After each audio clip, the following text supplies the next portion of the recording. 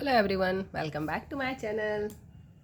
ये हमारा B Ed semester 1 का childhood and growing up series का लेक्चर 4 है, जिसमें आज हम लोग डिस्कस करेंगे शैशवावस्था में विकास, जिसके अंतर्गत हम लोग जानेंगे शैशवावस्था का महत्व, इसकी विशेषताएं एवं शिक्षा का क्या स्वरूप होना चाहिए शैशवावस्था में, एवं कुछ महत्वपूर्ण प्रश्नों को देखेंगे।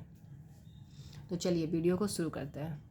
तो सबसे पहले बात करते हैं हम लोग शैशवावस्था का महत्व, आखिर इसका इम्पोर्टेंस क्या है।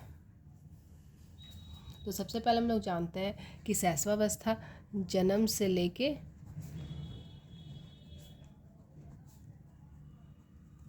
5 वर्ष की अवस्था को कहते हैं।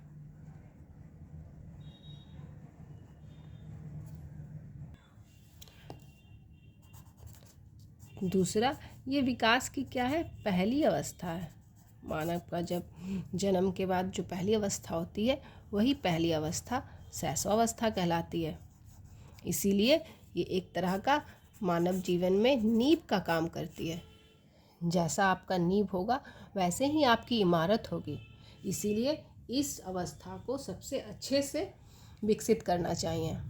तो अब सवाल उठता है कि हम इसे विकसित कैसे करें। हम में से अधिकतर लोग ये मानते हैं कि शैशवावस्था, इस एज में तो बच्चा कुछ नहीं सीख सकता, क्योंकि बच्चे का तो दिमाग ही डेवलप नहीं होता है। उसको हम क्या सिखाएंगे भला। ना वो मोरली डेवलप्ड होता है, ना सोशली डेवलप्ड होता है, ना इमोशनली डेवलप्ड होता है। ये हमारा जनरल पॉइंट ऑफ व्यू है कि इस एज में तो हम बच्चे को कुछ नहीं सिखा सकते। लेकिन नहीं, जब हम लोग चाइल्ड साइकोलॉजी पढ़ते हैं तब हमें पता चलता है कि ये एज सबसे महत्वपूर्ण है। इसे सीखने का आदर्श काल कहा गया है। सीखने का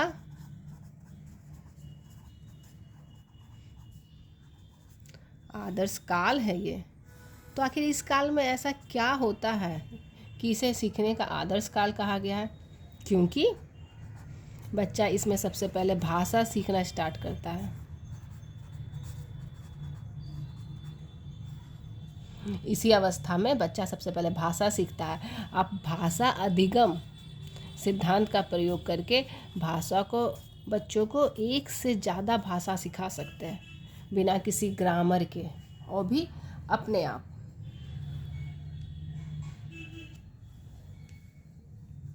दूसरा, बच्चा इस एज में ही थोड़ा सा खान पान की ओर रुचि देता है, तो आप उनको पोषण की ओर ध्यान दे सकते हैं, ताकि बच्चा एक संतुलित आहार की ओर ध्यान देना कि सिर्फ पैकेट फूड की तरह। थर्ड पॉइंट, बच्चा अनुकरण करता है। उसे अपने माता पिता या घर के दूसरे सदस्यों को देख देख कर दोहराने की प्रवृत्ति बहुत ज़्यादा रहती है। बच्चा देख देख के दोहराता है, अनुकरण करता है। तो इन सिद्धांतों का प्रयोग करके आप बच्चों को बहुत ज़्यादा चीज़ सिखा सकते हैं। बच्चों में कल्पना शक्ति बहुत ज़्यादा होती है। आप उनका प्रयोग करें, उन्हें और कल्पना करने के लिए प्रेरित करें। इस एज के बच्चों में क्या होता है ना कि ज़्यादातर उन्हें जिज्ञासा बहुत ज़्यादा रहती है। वो सारा सवाल जिज्ञासापूर्ण पूछते हैं, लेकिन वो सिर्फ क्या पूछते हैं, मम्मी ये क्या है, पापा ये क्या है, ऐसा क्यों होता है, उनसे अभी उनको मतलब नहीं है। उन्हें सिर्फ क्या से मतलब है। तो बच्चा जब भी ये सवाल पूछे तो आप उन्हें प्रेरित करें, ना कि डांटे। तो ये कुछ है महत्व हुए शैशवावस्था के। अब हम जानेंगे कि इनका हम लोग किस प्रकार शिक्षा के फील्ड में प्रयोग कर सकते हैं। तो चलिए,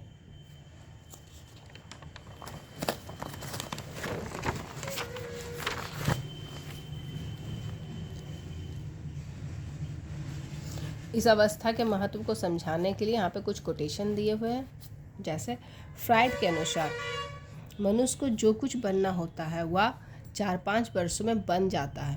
अर्थात मनुष्य का जैसा वास्तविक स्वरूप होने वाला है, उसका जो मानसिक विकास, शारीरिक विकास, संवेगात्मक विकास, वो 4 से 5 वर्षों यानी शैशवावस्था में लगभग विकसित हो चुका होता है। हाँ, उनको आयाम मिलना, वो किस प्रकार प्रकाशित होगा, कैसे वो अपना फीलिंग्स को उजागर करेगा, वो बच्चा धीरे धीरे सीखता है समय के साथ। गुडनैफ के अनुसार व्यक्ति का जितना भी मानसिक विकास होता है उसका आधा 3 वर्ष की आयु तक हो जाता है। 3 वर्ष यानी शैशवावस्था। तो जितना भी मानसिक विकास होता है वो 3 वर्ष की आयु तक हो जाता है। आइए जानते हैं गेसेल ने क्या कहा है। गेसेल के अनुसार बालक प्रथम 6 वर्षों में बाद के 12 वर्षों से दुगना सीख लेता है। अर्थात बच्चे को 6 वर्ष यानी शैशवावस्था में हमें ज़्यादा से ज़्यादा प्रेरित करना है। उन्हें स्कूली शिक्षा उस समय उस तरह से नहीं प्रदान की जाती है जिस तरह से करनी चाहिए। आइए बात करते हैं अब शैशवावस्था की प्रमुख विशेषताएं। सबसे पहली विशेषता है शारीरिक विकास में तीव्रता। तो बच्चे की लंबाई, उसका वजन आदि अंगों का विकास बहुत तीव्र गति से होता है।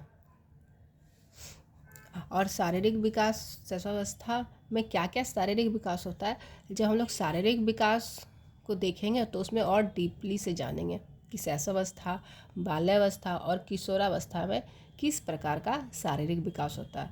अभी हम लोग एक ब्रीफ से जान रहे हैं। दूसरा, मानसिक विकास में तीव्रता। अभी हम लोग ने देखा गेसेल के अनुसार बच्चे का 6 वर्षों में आधा मानसिक विकास हो चुका होता है। तीसरा, संवेगात्मक विकास। जो संवेग होते हैं वो बच्चों में जन्मजात हो जाते हैं, जैसे डर, गुस्सा, प्रेम। तो बच्चों में संवेगात्मक विकास में तीव्रता पाई जाती है। नेक्स्ट है सामाजिक भावना का अभाव। इस एज ग्रुप के बच्चों में सोशल फीलिंग्स नहीं होती है। अगर हम उन्हें बोलें कि नहीं बाबू तुम अपना सामान शेयर करो, तो उसमें वो थोड़े से उतने ज़्यादा जल्दी से रुचि नहीं लेंगे। हाँ, उन्हें ये सीखने में समय लगेगा कि जब माता पिता उन्हें हमेशा अनुकरण द्वारा सिखाएंगे कि बच्चों हमें अपना सामान शेयर करना चाहिए, शेयरिंग इज़ केयरिंग, देन वो लर्न कर पाएंगे। बट इस एज में उनमें अभाव रहता है। नेक्स्ट, नैतिक भावना का अभाव। बच्चे मोरली भी डेवलप नहीं होते। अगर आप उन्हें समझाइएगा कि सही गलत क्या है तो उन्हें इसका ज्ञान नहीं होता, वो इस एज में सीखते हैं। भाषाई विकास में तीव्रता। इस एज के बच्चों में भाषाई विकास की पकड़ बहुत मजबूत होती है, वो तुरंत बातों को कैप्चर कर लेते हैं। आप इन्हें भाषा अधिगम सिद्धांत का प्रयोग कर बच्चों को ज़्यादा से ज़्यादा भाषाएं सिखा सकते हैं। अगर माता पिता कोई और भाषा बोलते हैं, दादा दादी कोई और भाषा बोलते हैं, घर के अन्य सदस्य अलग भाषा बोलते हैं, तो बच्चों को इसके लिए बहुत अच्छा होता है। नेक्स्ट पॉइंट है कल्पना शक्ति की प्रचुरता। बच्चों में कल्पना, इमेजिनेशन पावर एकदम क्या बोले बहुत ज़्यादा होता है। वो हर चीज़ को इमेजिन कर लेते हैं रियल लाइफ से। जब वो खाना खाएंगे तो रिमोट को भी खाना खिलाएंगे, अपना गुड़िया को भी खाना खिलाएंगे, वो हर चीज़ इमेजिन कर लेते हैं। नेक्स्ट, दूसरों पर निर्भरता। इस एज ग्रुप के बच्चों के लिए हर अपना जो भी बेसिक नीड है, जैसे खाना, सुसु, पॉटी, सोना, सबके लिए वो माता पिता या घर के अन्य सदस्यों पर निर्भर करते हैं। इसीलिए जब भी उन्हें किसी चीज़ की ज़रूरत हो तो उन्हें प्यार से, दुलार से बात करना चाहिए, ना कि डरा धमका कर, जिससे कि उनमें फीलिंग्स इमोशनली स्टेबल हो बच्चे। नेक्स्ट पॉइंट है दोहराने की प्रवृत्ति। इस एज के ग्रुप के बच्चों में दोहराने की बहुत ज़्यादा प्रवृत्ति होती है। वो एक ही चीज़ को 10 बार दोहराएंगे। आप थक जाएंगे लेकिन बच्चे नहीं थकेंगे। नेक्स्ट, अनुकरण द्वारा सीखने की प्रवृत्ति। नेक्स्ट, स्वप्रेम की भावना। हाँ, ये तो बहुत है। सेल्फ लव बच्चों में बहुत ज़्यादा होता है। वो अपना चीज़ किसी से भी शेयर नहीं करेंगे, यहाँ तक कि अपने सिबलिंग्स से, अपने माता पिता से भी शेयर नहीं करेंगे। काम प्रवृत्ति होना। मनोवैज्ञानिक के अनुसार इस एज ग्रुप के बच्चों में काम प्रवृत्ति होती है, लेकिन वो एडल्ट के जैसी नहीं होती।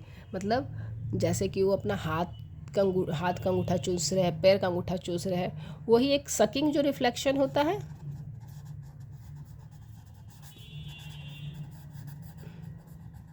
वही काम प्रवृत्ति का दिखाने का एक तरीका होता है। तो चलिए अब हम लोग जानते हैं शैशवावस्था में शिक्षा का क्या स्वरूप होना चाहिए। हम किस प्रकार बच्चों को शिक्षा दें जिससे कि उनका अधिकतर विकास हो सके।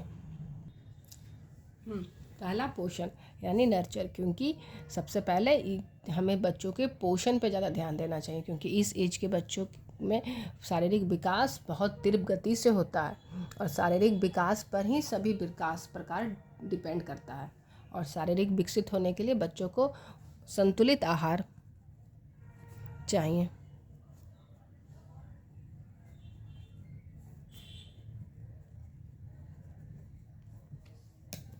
नेक्स्ट है व्यक्तिगत स्वच्छता की शिक्षा, क्योंकि बच्चे इस एज में दूसरे पर डिपेंड करते हैं, इसलिए उन्हें अब से शिक्षा देनी चालू करना चाहिए कि वो खुद से खुद को तैयार कर सके। नेक्स्ट है स्नेहपूर्ण माहौल। बच्चा दूसरों पर डिपेंड करता है, इसीलिए उन्हें प्यार स्नेह का माहौल देना चाहिए, जिससे उनमें सुरक्षा की भावना हो, उन्हें ऐसा फील हो कि नहीं, लोग हमसे प्यार करते हैं, हम इम्पोर्टेंट है। नेक्स्ट जिज्ञासा की संतुष्टि, क्योंकि बच्चे बहुत सवाल पूछते हैं, उनमें क्यूरियोसिटी बहुत ज़्यादा होती है, तो उनकी जब भी सवाल पूछे तो उन्हें उनका सही जवाब देना चाहिए। अगर नहीं आए तो उन्हें डांटना नहीं चाहिए, अच्छा हम बताएंगे बाबू, कल बता देंगे। नेक्स्ट क्रिया तथा खेल द्वारा शिक्षा, क्योंकि बच्चे के लिए क्या है, प्ले इज वर्क, उन लोगों के लिए खेलना ही उन लोगों के लिए काम है। तो इसीलिए बच्चों को खेल खेल में शिक्षा देने का प्रयत्न करना चाहिए इस एज के ग्रुप बच्चों में। नेक्स्ट है संवेगात्मक सुरक्षा, बच्चों से जो भी संवेग की फीलिंग है उन्हें अच्छे से डील करना चाहिए, ना कि डरा धमका के। नेक्स्ट है वास्तविकता का ज्ञान, क्योंकि बच्चों में कल्पना शक्ति बहुत ज़्यादा होती है इस उम्र में और वो उन्हीं में जीने लगते हैं, इसीलिए बच्चों को वास्तविकता का ज्ञान कराना भी ज़रूरी है। तो इसी के साथ ये है एंड इस वीडियो का। अब हम लोग देखते हैं कुछ इम्पोर्टेंट क्वेश्चंस एग्ज़ाम के लिए। पहला, शैशवावस्था में विकास किस तरह होता है। दूसरा, ये शॉर्ट क्वेश्चन है। दूसरा लॉन्ग क्वेश्चन, शैशवावस्था में शिक्षा का स्वरूप कैसा होना चाहिए, स्पष्ट करें। अगर आप लोग को एग्ज़ाम में क्वेश्चन आंसर कैसा लिखे इसका एक सैम्पल चाहिए तो आप मुझे प्लीज़ कमेंट सेक्शन में कमेंट करें, तो मैं इस पर एक लॉन्ग वीडियो लेके आऊँगी। तो ये है एंड इस वीडियो का। अगर आप लोगों ने अभी तक इसके प्रीवियस वीडियोस नहीं देखे हैं तो आप मेरे प्लेलिस्ट में जाके देख सकते हैं। Okay then, bye bye, keep learning.